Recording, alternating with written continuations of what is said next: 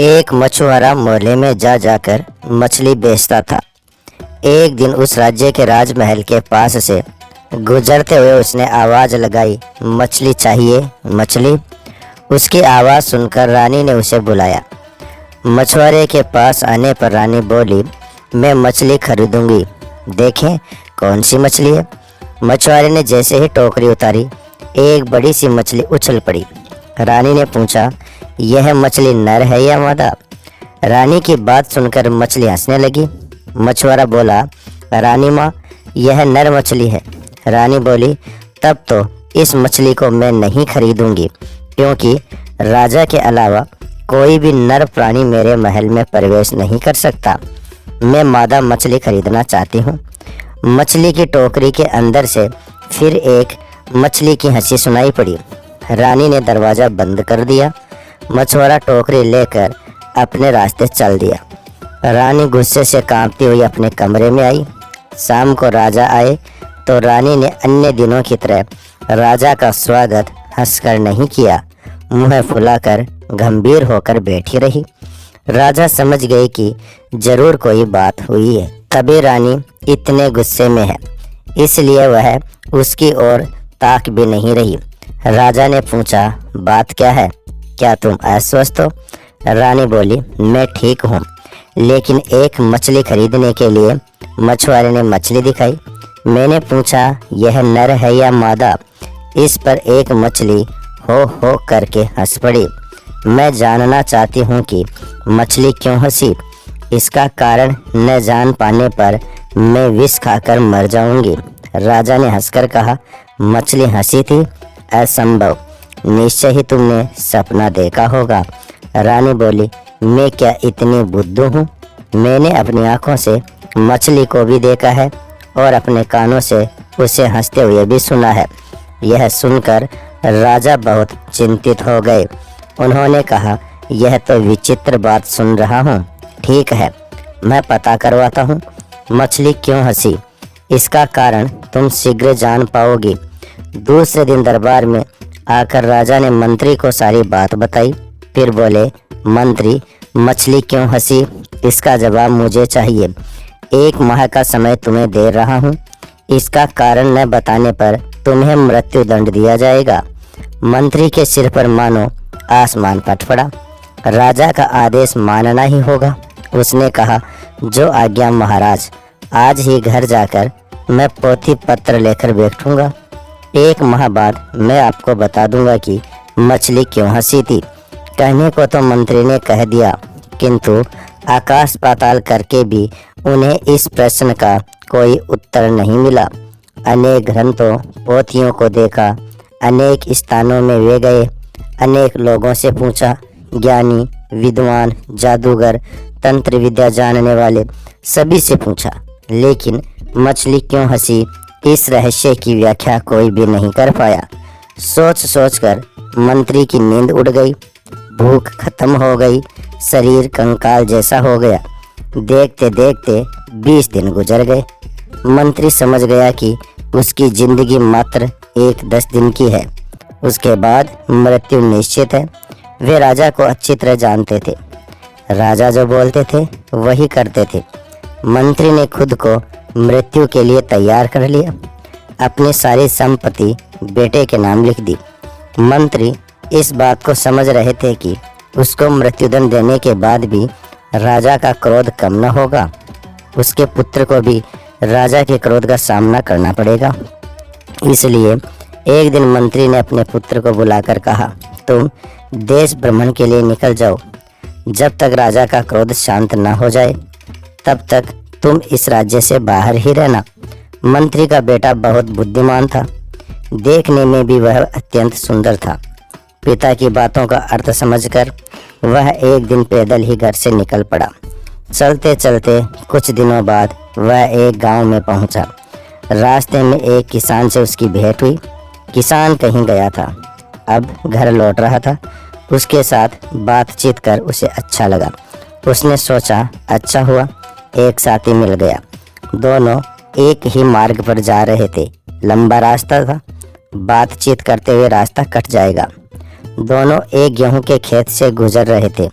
बातों ही बातों में मंत्री पुत्र ने कहा, बीच बीच में हम लोग यदि एक दूसरे को ढोएं तो अच्छा होगा। यह सुनकर किसान ने सोचा, यह लड़का मूर्ख है क्या, लेकिन उसने कुछ कहा नहीं। फसल काटने का समय हो गया था। गेहूं के खेत सोने की तरह झिलमिल कर रहे थे। उधर दिखाकर मंत्री पुत्र ने पूछा, क्या वह सब खाया जाएगा? किसान समझ नहीं सका कि क्या उत्तर दे। वह बोला, मैं ठीक से नहीं जानता। इसी तरह चलते चलते वे एक दूसरे गांव में पहुंचे। गांव बहुत बड़ा था। मंत्री पुत्र ने एक छुरी देकर उससे कहा, लो मित्र, इसे साथ ले जाओ और 2 घोड़े लेकर आओ। यह छुरी बहुत कीमती है, गलती से कहीं फेंक मत देना। मंत्री पुत्र की बात सुनकर कभी वृद्ध किसान को मजा आता, कभी गुस्सा आता, लेकिन वह कुछ नहीं कहता था। उसने छुरी को उसकी ओर ठेलकर बड़बड़ाते हुए कहा, अच्छे मित्र से पाला पड़ा है, या तो यह पागल है या अनजान होने का नाटक कर रहा है। मंत्री पुत्र ने किसान की बात सुनकर भी न सुनने का नाटक किया। कुछ कहा भी नहीं, चुपचाप वे चलते रहे। गांव पार करने के बाद वे एक शहर में पहुंचे। शहर में लोगों की काफ़ी भीड़ थी, परंतु किसी ने भी उनसे कुछ बातचीत नहीं की। बाजार को पार कर वे एक मस्जिद के पास पहुंचे। इतनी दूर तक चलते चलते दोनों बेहद थक गए थे, किंतु वहां भी किसी ने बाहर निकलकर थोड़ी देर सुस्ताने के लिए नहीं कहा। मंत्री पुत्र ने किसान से कहा, यह तो विशाल कब्रगाह है। यह सुनकर किसान ने मन ही मन सोचा, यह तो अद्भुत बात है।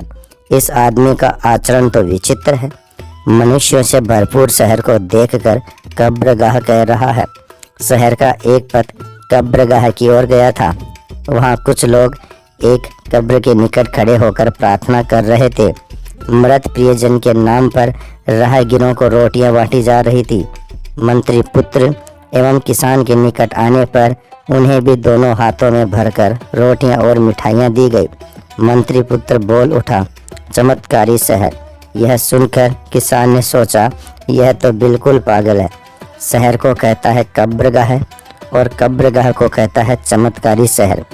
इसके बाद जल को कहेगा थल और थल को कहेगा जल। विचित्र आदमी है यह, लेकिन उसने अपना मनोभाव प्रकट नहीं किया। चलते चलते सामने एक नदी मिली। नदी पार करनी थी। किसान अपनी कमीज एवं जूते खोलकर नदी में उतरा, लेकिन मंत्री पुत्र ने वैसा नहीं किया। वह जूते कमीज पहनकर ही नदी को पार कर गया। किसान ने सोचा, ऐसा मूर्ख कभी नहीं देखा। खतनी और करनी दोनों दृष्टियों से वह मूर्ख लग रहा है, लेकिन बातचीत में वह काफ़ी विनम्र था। उसने सोचा कि इसे अगर अपने घर ले जाऊं तो पत्नी और बेटी बहुत खुश होगी। यह सोचकर किसान ने मंत्री पुत्र से कहा, निकट ही मेरा घर है, चलो रात मेरे यहाँ बिता कर जाना। मंत्री पुत्र ने कहा, आपकी आंतरिकता देखकर बहुत खुशी हुई। आपके घर के दरवाजे एवं कुंडी तो मजबूत है। ऐसी बेतुकी बात सुनकर किसान फिर कुछ बड़बड़ाया एवं मन ही मन हंसते हुए कहा, थोड़ी प्रतीक्षा करो, मैं भीतर खबर देकर आता हूँ। वृद्ध किसान ने अपने घर के लोगों से कहा, मुझे एक बहुत मज़ेदार पथसंगी मिला है। वह लड़का बहुत दूर तक मेरे साथ आया है। देखने में बहुत सुंदर है, भद्र परिवार का लगता है, पर ऐसा मूर्ख है कि क्या बताऊं। उसकी बेसिर पैर की बातें कुछ भी समझ में नहीं आती है। हमारे घर में उसे रुकने को कहा तो बोला कि घर के दरवाजे और कुंडी मजबूत तो है। इन सब बातों का भला कोई मतलब है? किसान की इकलौती बेटी थी, वह बहुत बुद्धिमती थी। पिता की बात सुनकर वह बोली, पिताजी, वह मूर्ख नहीं है, बहुत बुद्धिमान है। वह संकेत में अपनी बातें कहता है। किसान ने कहा, अच्छा, मैं तो उसे मूर्ख समझ रहा था। बेटी ने कहा, दरवाज़ा एवं कुंडी मजबूत है कि नहीं, यह पूछकर वह जानना चाहता था कि हम लोग उसका आतिथ्य सत्कार कर पाएंगे या नहीं। किसान ने कहा, क्यों नहीं कर पाऊंगा, हमारे घर में किस चीज़ की कमी है। देख रहा हूँ कि उस लड़के की बातचीत में विचित्र रहस्य है। राह में चलते चलते वह मुझसे कह रहा था कि क्यों न हम एक दूसरे को ढोएं, इससे थकावट कम होगी। किसान की लड़की ने कहा, दरअसल वह बताना चाह रहा था कि एक जन दूसरे को कहानी सुनाए तो समय अच्छी तरह कट जाएगा। किसान आश्चर्यचकित होकर बोला, अच्छा ऐसी बात थी। जब हम एक गेहूं के पास से गुजर रहे थे तो उसने पूछा, क्या यह खाया जाएगा? किसान की बेटी बोली, पिताजी इतनी सरल बात भी आप नहीं समझे। वह जानना चाहता था कि खेत का मालिक ऋणग्रस्त है या नहीं। अगर ऋणग्रस्त है तो उसके गेहूं को समझ लें कि महाजन ने खा लिया है। वह गेहूं जाएगा ऋणदाता महाजन के घर और किसान को मिलेगा ठेंगा। किसान ने सिर हिलाकर कहा, हाँ हाँ यही बात होगी। तब एक बात और सुनो। हम दोनों एक गांव में गए। एक छोटी छुरी देकर उसने मुझसे कहा, 2 घोड़े लेकर आओ, छुरी लाना न भूलना। इसका क्या मतलब हुआ? किसान की बेटी ने कहा, पथ पर चलने पर जैसे घोड़े की ज़रूरत पड़ती है वैसे ही लाठी की भी ज़रूरत पड़ती है। उसके कहने का मतलब होगा कि 2 मोटी लाठी काट कर लाओ और छुरी लाना मत भूलना, कारण छुरी की ज़रूरत बाद में भी पड़ सकती है। किसान ने सहमति से सिर हिलाया। उधर मंत्री पुत्र बाप बेटी की बातचीत सुन रहा था। वह समझ गया कि किसान की बेटी अत्यंत बुद्धिमती है। तब उसने उन्हें अपना वास्तविक परिचय दिया और घर छोड़ने की सारी बातें उन्हें बताई।